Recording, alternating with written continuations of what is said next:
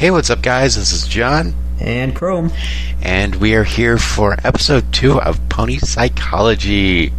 So, this is going to be quite a bit different from episode 1, because in episode 1, we went full in depth on Sleepless in Ponyville.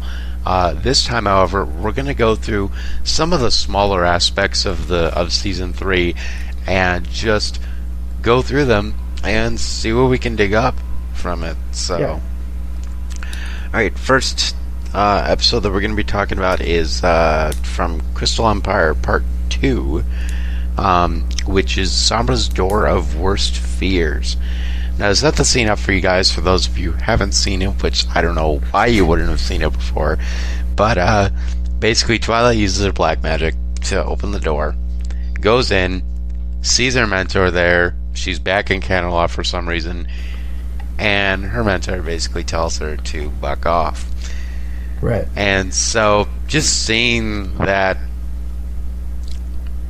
Twilight just gets rejected almost immediately, it's really just a knife to the heart from that.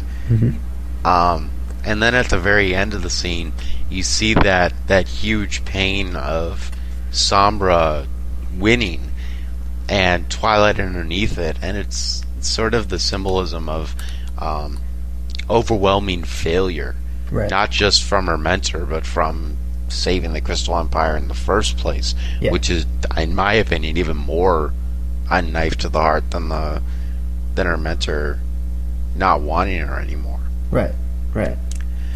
And then once again, Spike goes in, and you don't even need to see the visuals for that to see that his worst fear is honestly him wanting to stay with, not being able to stay with Twilight and being sent away, which that's very similar between the two, because Twilight doesn't want her mentor to send her away, and Spike doesn't want Twilight to send him away.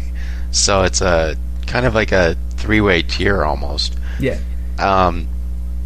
And then seeing that can bring Spike to tears that quickly, that's just wow.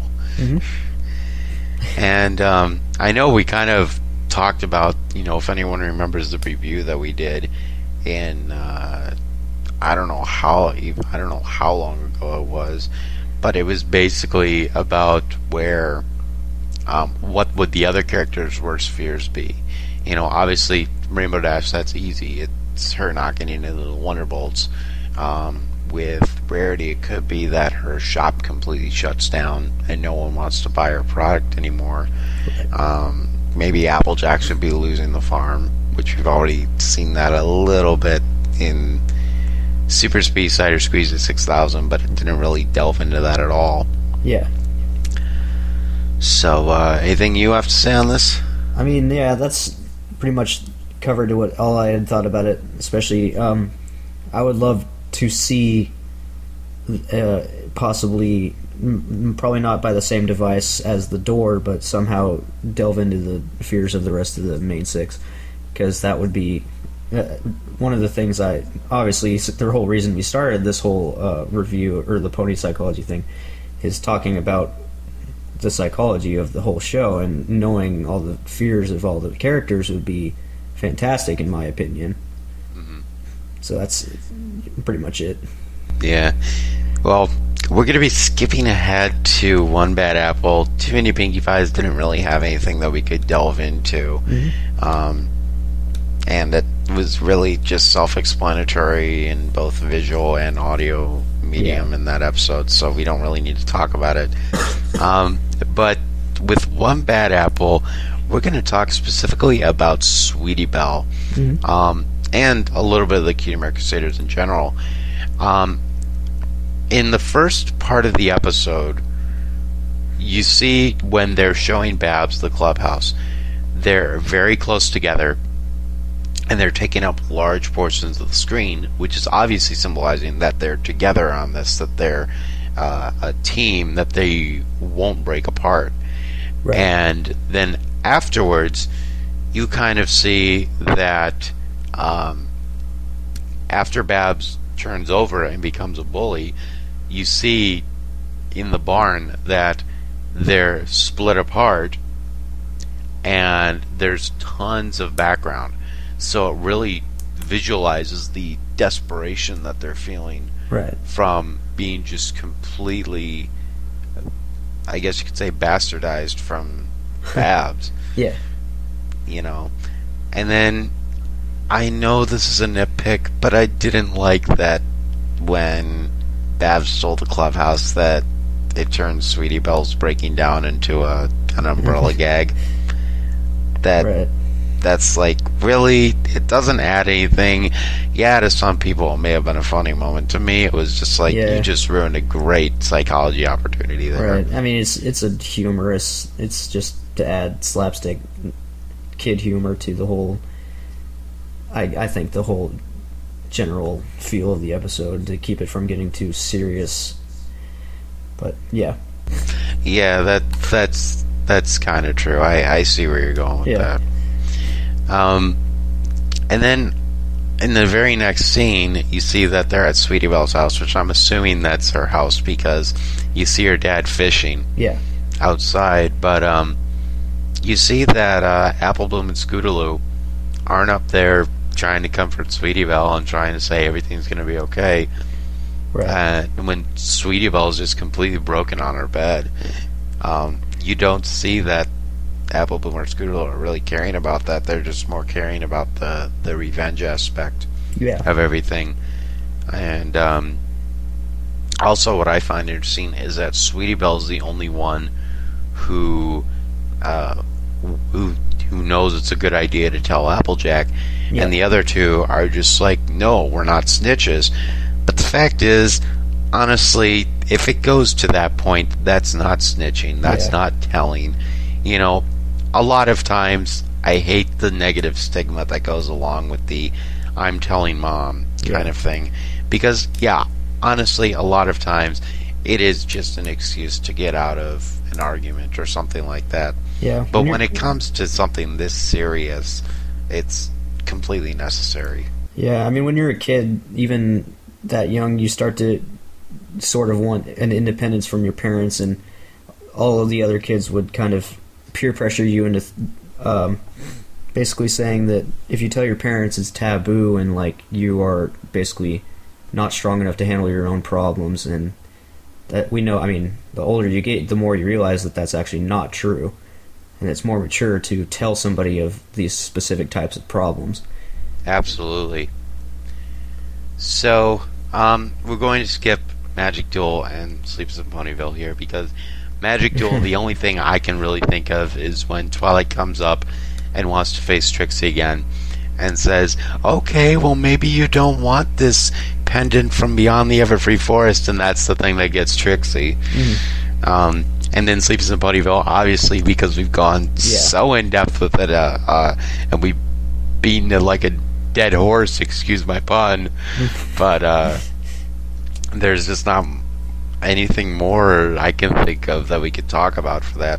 Right. So we're going to go to Wonderbolt Academy, and we're going to talk about the psychology between Dash and Lightning Dust. And this is something that I heard in a review, and it was about where, honestly, a lot of people think that Wonderbolt's Academy was an apology letter from Meriwether Williams on Ne'er-Do-Well.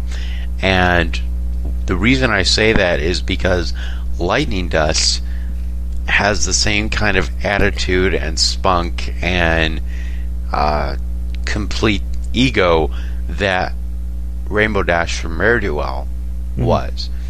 And you see that Dash has really grown into someone more than just a cocky, boastful, arrogant pony. That she's now someone who isn't perfect by any stretch of the word, but is certainly a lot more caring, a lot more wanting to help others, and she knows her limits now.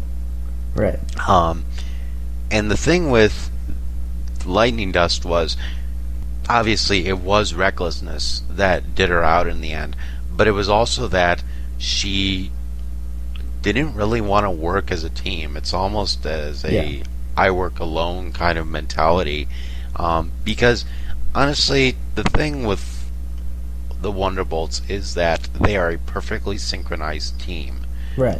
much like the Blue Angels in our universe.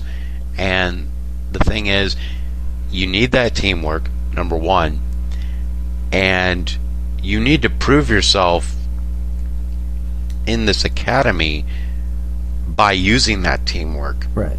And showing that, yes, you can push yourself farther than anyone else, but you're still using that teamwork to help propel you to that point. Yeah. And not doing it yourself. Right.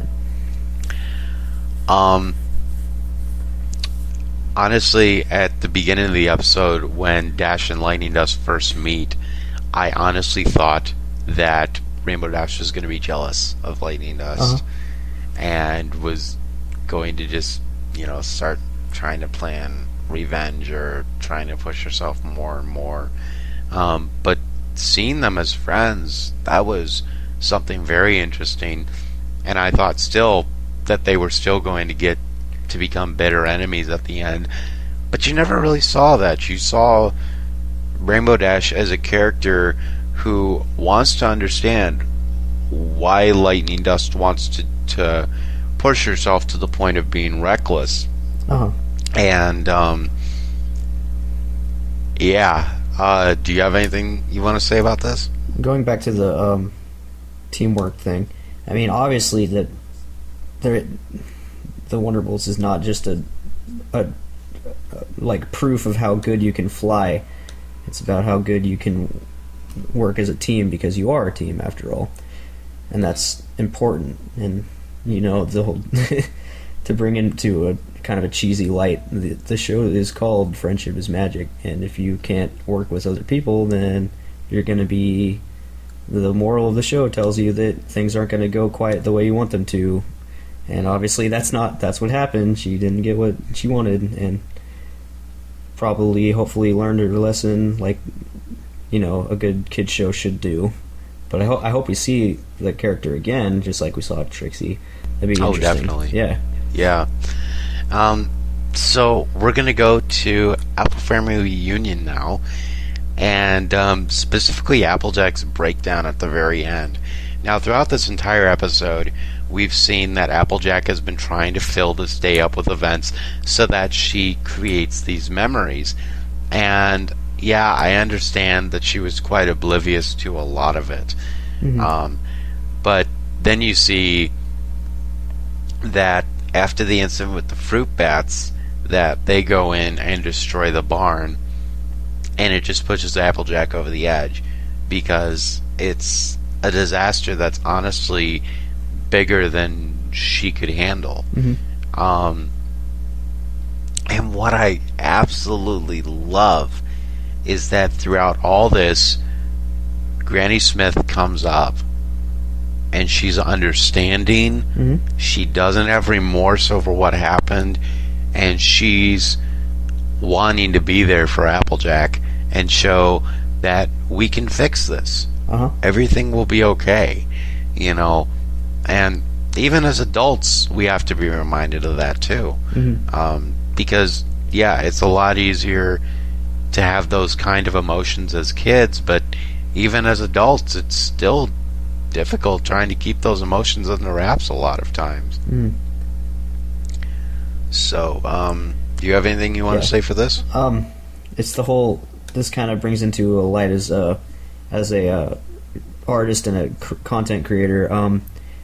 You can work so hard to try to make something perfect, and spend hours and hours and hours trying to make the reunion good, or a song good, or a story good. And sometimes you just have to take stuff for what it is and just do things from the heart and know exactly what needs to be done, and seek help from people. I mean, obviously she tried to handle the whole situation herself, which was brave and good and stuff, but maybe if she had gotten a little input from Granny Smith and obviously Granny Smith mostly, she would have known more of what the traditions are and what not to have done to let that happen, and just kind of understood a little bit better of what she would have needed to do.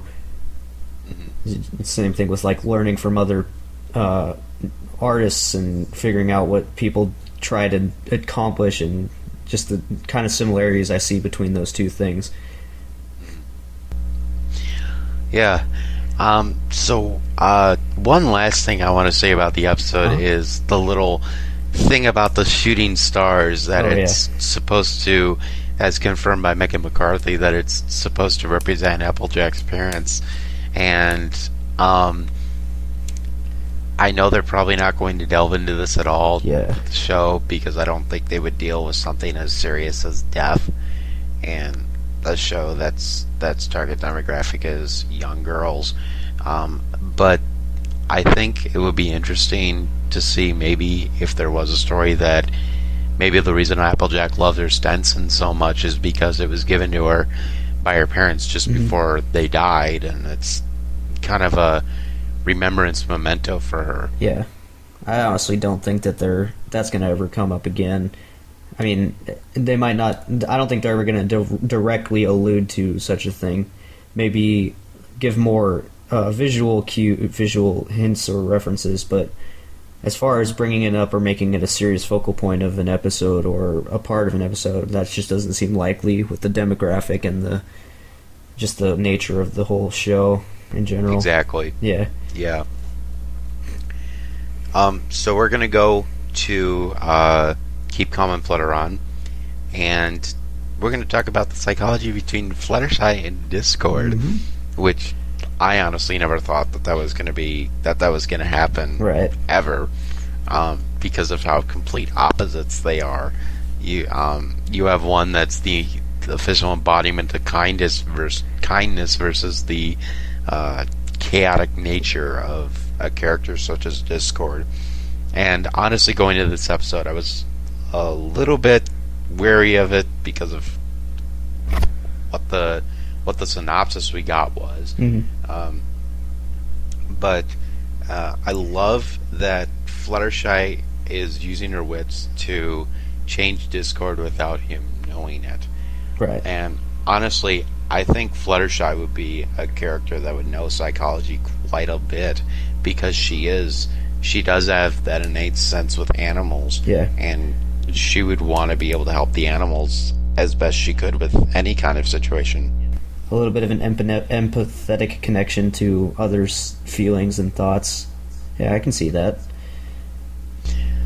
And it also kind of goes along with, her going in, showing Discord that you can stay at my place, if it makes you feel comfortable to be, basically wrecking the crap out of my place, that's fine, which I thought it went a little bit too far, but that's just me.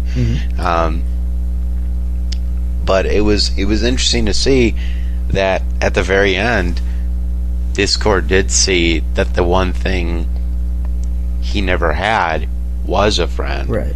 And that's something that he then realized that it was important to him. Right. And he wanted that more than anything, and so that's why he wanted to change, so that he could retain that friendship and have someone that he could talk to if he needed to. Right. But kind of alluding a little bit to Magical Mystery Cure is that I've heard some theories that Starswell the Bearded is Discord. Right. And that kind of goes along with a video I saw actually a few days ago that was by Brony Curious about kind of world building, and it was talking about the age of creation, the age of different rules and stuff. And we do realize in Heartswarming Eve that Clover the Clever is Starswell's pupil, and if it goes right into the Discord age after the age of construction from Equestria, that would make perfect sense if Starswell was Discord, because that change would happen in that time between the two reigns. And it's just interesting. But alluding to Magical Mystery Cure, you saw that the spell changed the elements of harmony, but if that's the spell that could change personalities and things like that, because Starswell most likely didn't have any friends and was just completely focused on studying, it could be that that's what changed him into Discord, because the spell directly affected him and not the friends that he had. Yeah, I never really thought about that. It's just a theory. Yeah. But, headcanon. yeah. So we're going to skip ahead to Games Ponies Play, and we're going to talk about, I believe her name's Miss Peachbottom, if I'm not mistaken. I call her Chicken Butt. That's a good name for her, too. But the claustrophobia that she has, I've never seen it on that kind of a scale. Right. You know, honestly, just from being indoors, you're already getting antsy and wanting to stay outside in the open air. A palace is a big place, too. So. Exactly. Bigger than anything we have. Yeah, definitely. But I wonder what was going on the train with her. You know, that's something that may have been interesting to see with this kind of claustrophobia, because she probably had her head sticking out the window the entire time, so that she doesn't feel confined or anything. I bet you they strapped her to the top or something. Probably. So we're gonna go and end this off with a little talk about Magical Mystery Cure, which is why I alluded it back when I talked about Star Swirl. And we're going to talk about how it affected us, the audience, instead of the characters, because honestly, it was very well explained with the characters what was going on. But the fact that this episode was such an emotional roller coaster is just fascinating, and I never would have expected something like that coming from MLP. And I know you probably want to talk a little bit about how the music helped that out. Well, yeah, I mean, no matter what, if you're a musician or if you're just a listener of music, because everybody loves music, you kind of know that depending on what you're listening to can completely or drastically change the mood of a setting. Listening to a sad song is obviously going to make you look at things a little bit more sad, especially if the things you are looking at are sad. It's a heightened awareness of your own personal feelings towards something. And they did a very good job of utilizing music, in my opinion, to making kind of starting out with a happy song, thinking about showing that the world's fine, all that good stuff, which is obviously foreshadowing to everything's not going to be fine throughout the course of the episode. And then they move on later to what my cutie mark is telling me, exposition of the plot. Not really a feeling kind of song, just kind of to give you a little bit of story of what's going on through song, because it's a musical episode. Why else not would they do that? And then they get on to the next song. Name escapes me. I'm sure you know it, but I've got to find a way. Yes, it's very sad and somber and melancholy, and I think that was the most powerful song, honestly, in my opinion, for the whole episode. And it's just, it shows the sheer hopelessness kind of the situation at first, and how she feels like that there's nothing to be done about it. And then it goes on to the next song, and it's revelrous, and the fact that kind of a true friend. It's showing that, okay, we can do this, we can solve this problem, yay, we can get through this, and I know how to do it. And then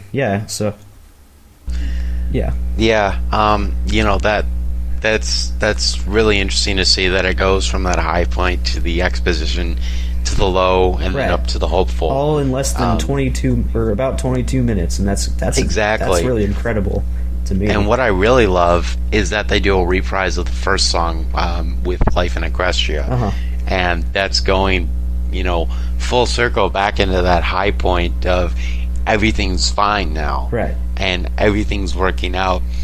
And I know the last line of the episode, honestly, every time I watch it, not only do I get choked up, but I also feel like at the very end when Twilight says, yes, everything's going to be just fine, I think it's almost talking to the bronies who are just like, I'm leaving the fandom because of this stupid crap. And then it's like, everything's going to be fine. It's kind of stupid if you're going to be leaving the show for this. Right. I mean, come on. You could have left for Mystery on the Friendship Express, which was a terrible episode in terms of characterization and story. Right. You could have just gone there. It wouldn't have been any less stupid. Right. But, to each their own. Right, yeah. So, that is the end of this episode of Pony Psychology. I hope you guys enjoyed it. I know it was a little bit kind of scatterbrained because of how we structured it, but, we have a lot of other stuff planned, and this isn't the only stuff we're going to be doing. We're not just going to be talking about Season 3. We're going to eventually get to Party of One and Lesson 0, trust me. But one thing I do want to say before we end this off is please, please, please, comment on this if you want to start discussions on this. This is the kind of show that we want to have, discussions with you guys. I will honestly reply to pretty much every single comment I will get with this, because I'd like to keep the conversations going. I'd like to see what your guys' opinion on it was, and if you guys have any theories or thoughts or headcanons about certain things that we talked about here. Yeah, absolutely. All that good stuff. Yep. So, that's it from me, John. And me, Chrome. And we will talk to you guys later. See ya. Bye.